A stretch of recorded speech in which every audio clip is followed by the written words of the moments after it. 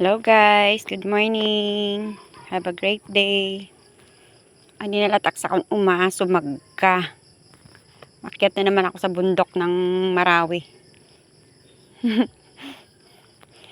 Yung aking farm na wala ng tanim.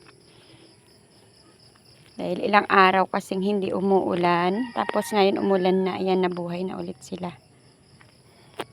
Buhay na ulit yung aking mga pechay. Kaso inubos na ng insekto. Wala na, natira. May natira man, ilang piraso lang. Yan, sili lang ang hindi nila mamukbang dahil maanghang. Pero in fairness, dami nilang bunga. Yan, ang aking libangan dito sa bundok. Libre na pangsigang na sili lang yan. Dami nilang bunga.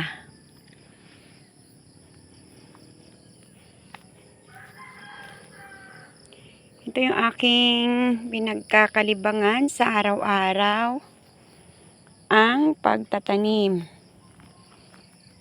Actually, bago lang ako magga-gardening. Bago lang, kaya konti pa lang yung aking tanim. Hindi pa siya master. Pero in fairness, natututo na rin. Natututo na rin si Inday magtanim. Yan, may mga bunga na rin sila. Konti-konti pa, isa-isa. Bahay ng mga kapitbahay ko nandyan sa baba. At ito naman yung aking makalat na hydroponic garden as usual. Pechay lang muna ang laman yan kasi hindi pa ako nakapag-sidling ng lettuce. Pechay lang muna ang aking. Yan, mga seedling pa lang kasi. Sili, pechay. Ito, pwede na to next week harvest. Yan, ito seedling ng talong. Nasira siya. Kasi hindi ko nadiligan.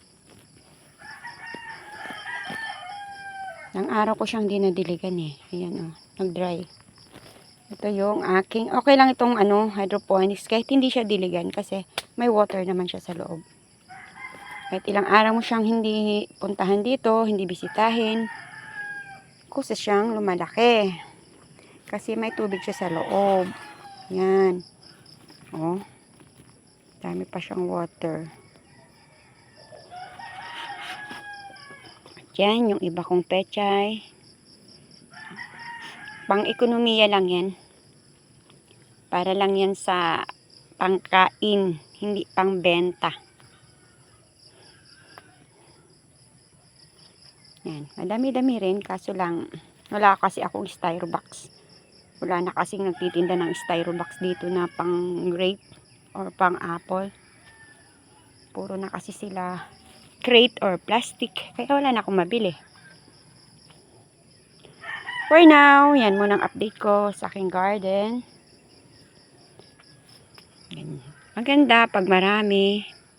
Sipag lang at syaga. Paakyat. At araw-araw visit. Pero danay, sometimes hindi ko nabibisita dahil busy sa bahay. Lalo na busy sa pagkamarites. Yun. At pag nahawakan ng cellphone, wala nang bitawan. Kaya ayan, ang sukal na niya. Wala na siyang puro na siya damo. Pero thanks God at umulan, medyo malambot ngayon magtanggal ng damo. Ayan, for now, this is my farm bill updated for today. Bye guys!